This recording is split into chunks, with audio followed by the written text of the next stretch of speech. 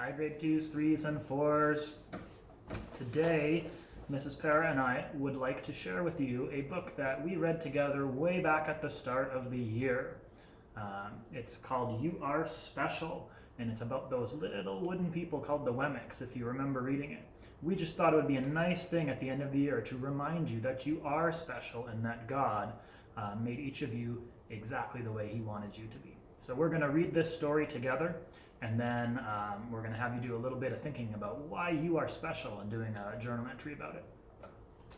So this is You Are Special by Max Lucado. Lucado? I always thought it was Lucado. Sorry. This is You Are Special by Max Lucado. Or Lucado. The Wemmicks were small wooden people. All of the wooden people were carved by a woodworker named Eli. His workshop sat on a hill overlooking their village. Each Wemmick was different. Some had big noses, others had large eyes. Some were tall and others were short. Some wore hats, others wore coats. But all were made by the same carver, and all lived in the village. And all day, every day, the Wemmicks did the same thing. They gave each other stickers. Each Wemmick had a box of golden star stickers and a box of gray dot stickers. Up and down the streets, all over the city, people spent their days sticking stars or dots on one another.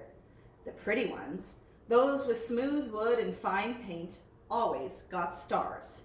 But the wood ones were rough or the paint chipped. The Wemmicks gave dots.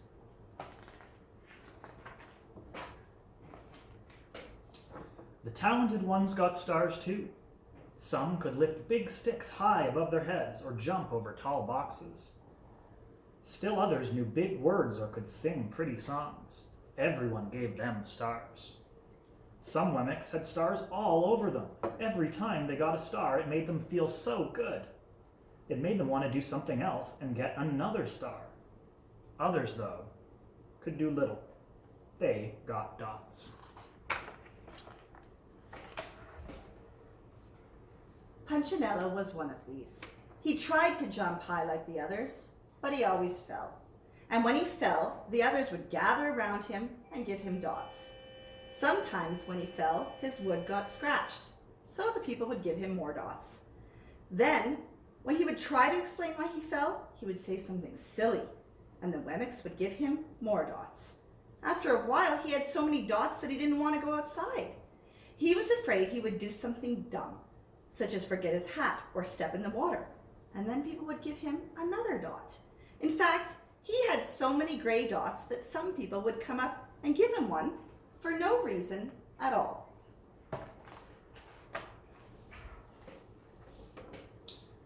He deserves lots of dots, the wooden people would agree with one another. He's not a good wooden person. After a while, Punchinello believed them. I'm not a good Wemmick, he would say. The few times he went outside, he hung around other Wemmicks who had a lot of dots. He felt better around them. One day, he met a Wemmick who was unlike any he'd ever met. She had no dots or stars. She was just wooden. Her name was Lucia, or Lucia. It wasn't that people didn't try to give her stickers. It's just that the stickers didn't stick. Some of the Wemmicks admired her for having no dots, so they would run up and give her a star, but it would fall off. Others would look down on her for having no stars, so they would give her a dot, but it wouldn't stay either. That's the way I want to be, thought Punchinello. I don't want anyone's marks. So he asked the stickerless Wemmick how she did it. It's easy, Lucia replied. Every day I go see Eli. Eli? Yes, Eli, the woodcarver. I sit in the workshop with him. Why? Why don't you find out for yourself? Go up the hill. He's there. And with that, the Wemmick who had no stickers turned and skipped away. But will he want to see me? Punchinello cried out. Lucia didn't hear, so Punchinello went home. He sat near a window and watched the wooden people as they scurried around, giving each other stars and dots. It's not right, he muttered to himself, and he decided to go see Eli.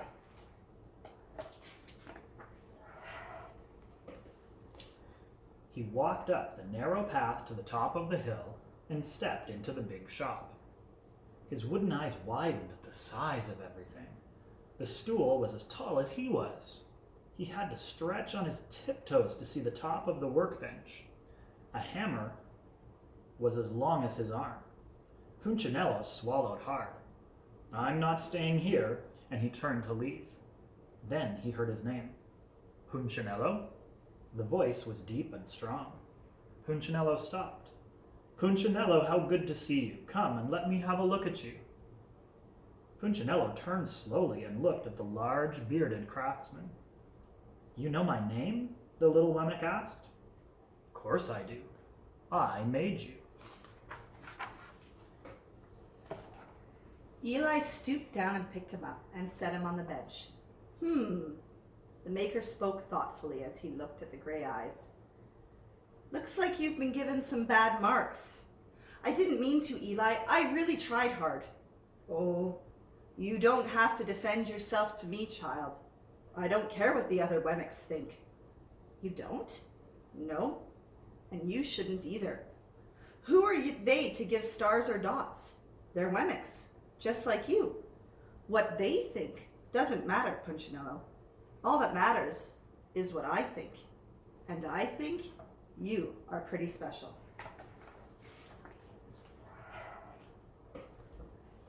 Punchinello laughed.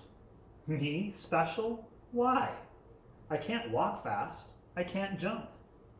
My paint is peeling. Why do I matter to you?"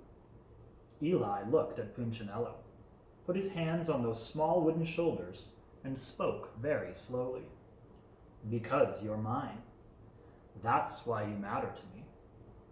Punchinello had never had anyone look at him like this, much less his maker. He didn't know what to say. "Every day I've been hoping you'd come," Eli explained. "I came because I met someone who had no marks," said Punchinello. "I know. She told me about you." "Why don't the stickers stay on her?" The maker spoke softly. "Because she has decided that what I think is more important than what they think. The stickers only stick if you let them." "What?" "The stickers only stick if they matter to you. The more you trust my love, the less you care about their stickers." "I'm not sure I understand." Eli smiled. "You will, but it will take time. You've got a lot of marks. For now, just come to see me every day and let me remind you how much I care." Eli lifted Punchinello off the bench and set him on the ground. "Remember," Eli said as the Wemmick walked out the door, "you are special because I made you, and I don't make mistakes." Punchinello didn't stop, but in his heart he thought, "I think he really means it." And when he did, a dot fell to the ground. And that is the end of the story. So, class, we want you to think about what makes you special. As we read in the story, God doesn't make mistakes. God created you exactly as he wanted to. He doesn't make mistakes with color of skin. He doesn't make mistake with color of eyes. He doesn't make mistakes with how fast or how slow you run or how good you are in math or in reading. He made you all perfectly. So tell us, what makes you special? Have a great day.